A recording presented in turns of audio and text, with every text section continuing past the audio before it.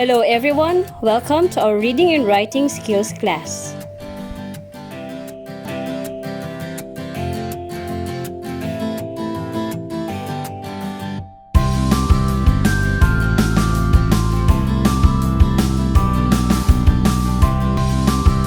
A good day to everyone. Now we are down on our last week for the first quarter, and for this week, we will discuss about context of text development, hypertext, and intertext. And for this week's lesson, our most essential learning competency is identify the context in which a text was developed. Here are the following specific learning objectives for this week.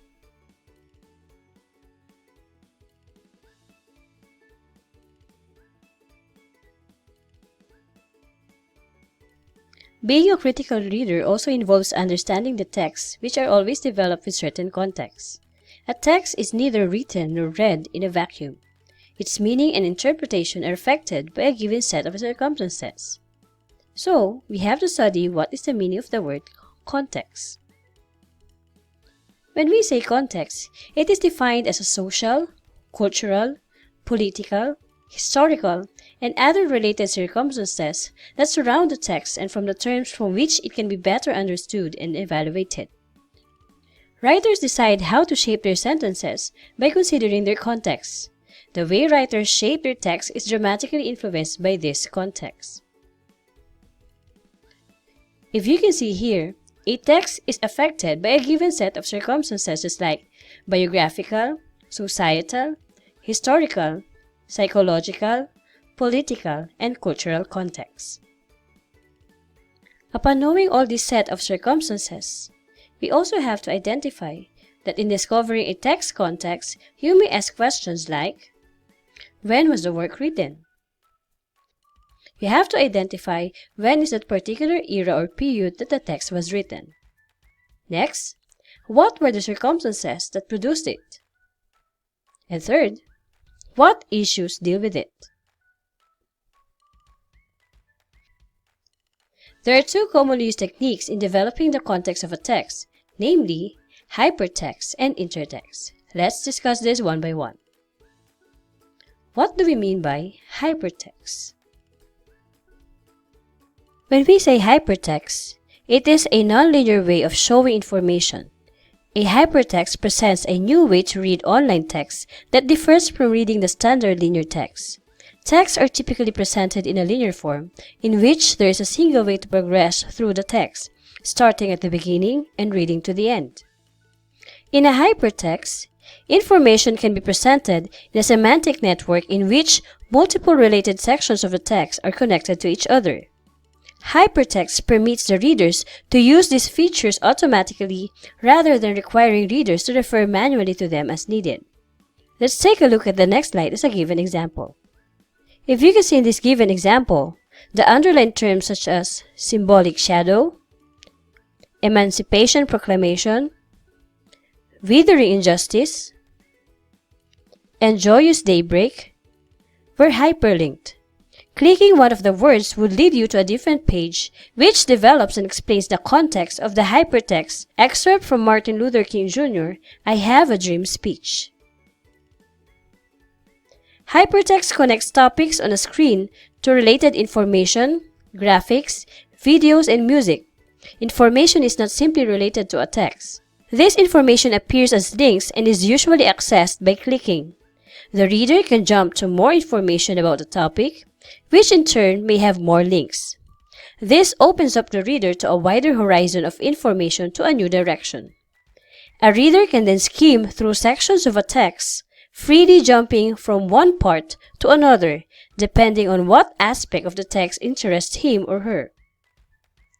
In addition to that, in reading with hypertext, you are given more flexibility and personalization because you get to select the order in which you read the text and focus on information that is relevant to your background and interest.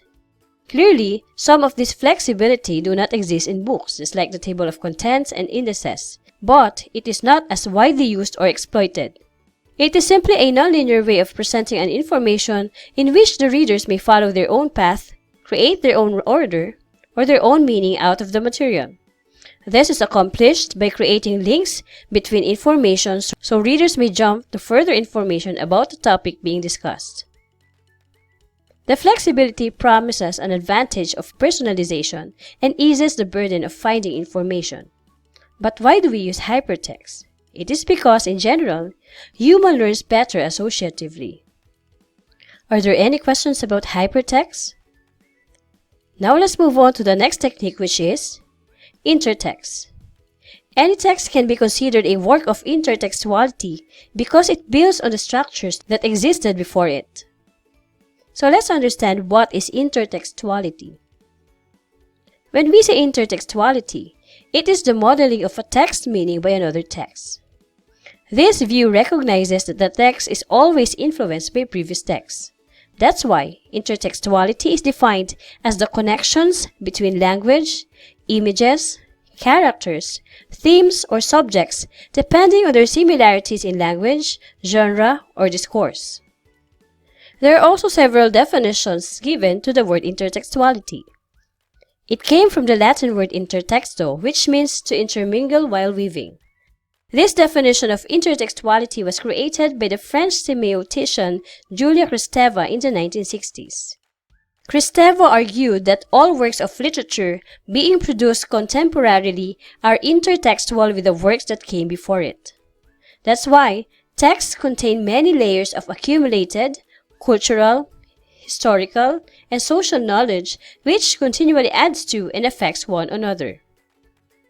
In addition to that, according to Gadavangi, it is also a literary discourse utilized by writers in novels, poetry, theater, and even in non-written text such as performances and digital media.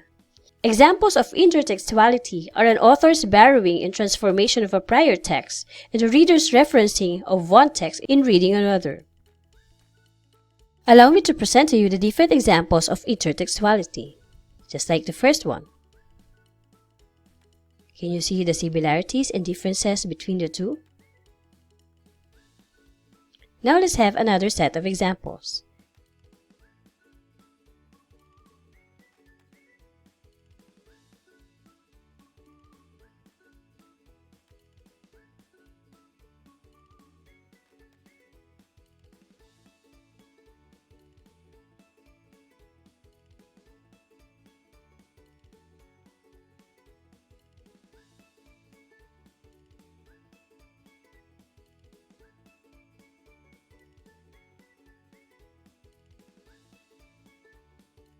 We also have to understand the functions of intertextuality.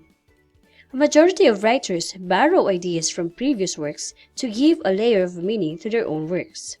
Since readers take influence from other texts, and while reading new texts, they sift through archives, this device gives them relevance and clarifies their understanding of the new text, just like the different parodies and allusions. It can often depend quite a bit on the reader's prior knowledge and understanding before reading the secondary text.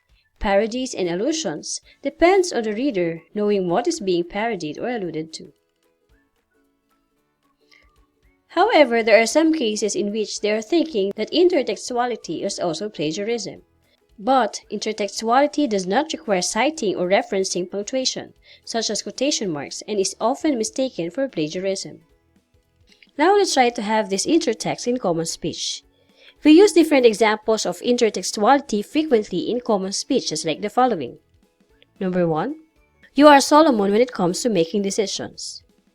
It means that he or she is wise, which is an allusion to King Solomon of the Bible, who is known for his wisdom. Second is, I'm sure that you're the culprit. I could almost see your nose growing. The sentence alludes to the literary character Pinocchio. And third, Louise is good in English, science, and social studies, but math is really her Waterloo. It means weakness as an allusion to the Battle of Waterloo, where Napoleon Bonaparte was finally defeated. Fan fiction is a great example of intertextuality. In fan fiction, authors enter the fictional worlds of other authors and create their own stories. There are 3 different types of intertextuality, which are obligatory, optional, and accidental. Let's discuss this one by one. When we say obligatory intertextuality, the writer in this type deliberately involves a comparison or association between two or more texts. Without this pre-understanding or success to grasp the link, the reader's understanding of the text is regarded as inadequate. Obligatory intertextuality relies on the reading or understanding of a prior hypertext before full comprehension of the hypertext can be achieved. The following are the different examples of obligatory intertextuality. To understand the specific context and characterization within Tom Stoppard's Rosencrantz and Guildensterns are dead, one must first be familiar with Shakespeare's Hamlet.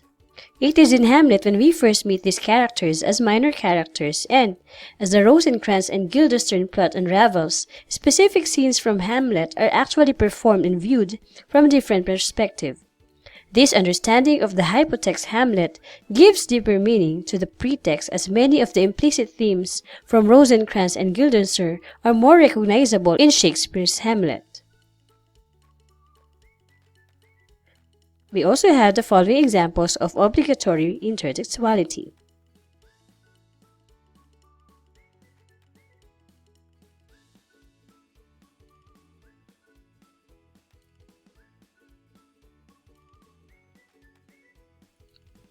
The next type of intertextuality is the optional intertextuality. The intent of the writer when using this type is to pay homage to the original writers or to reward those who have read the hypotext. However, the reading of this hypotext is not necessary to the understanding of the hypertext. The use of optional intertextuality may be something as simple as parallel characters or plot lines.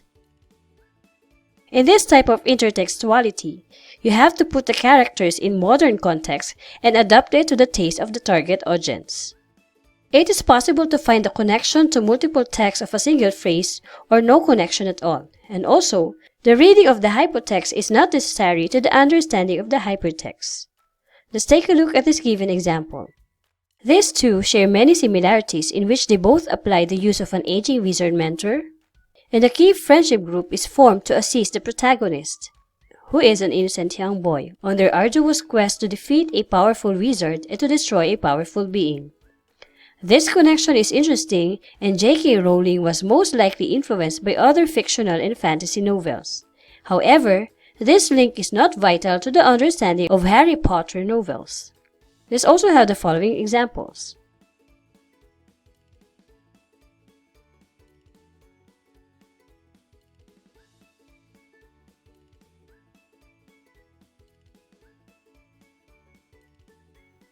The third type of intertextuality is what we call the accidental intertextuality. It is when readers often connect a text with another text, cultural practice, or a personal experience without there being any tangible anchor point within the original text. There is a slight similarity, but actually there is no anchor point to the original text. Often, when reading a book or viewing a film, a memory will be triggered in the viewer's mind. However, the writer has no intention of making an intertextual reference, and it is complete upon the reader's prior knowledge that these connections are made. Let's take a look at the following examples. If you can see here, Herman Melville's Moby Dick, a reader may use their prior experience to make a connection between the size of the whale and the size of the ship. Another reader could draw deep connections to the biblical allegory Jonah and the whale, simply from the mention of a man and a whale. While it was not Melville's intention to create these links, the readers have made these connections themselves. Here are more examples of accidental intertextuality.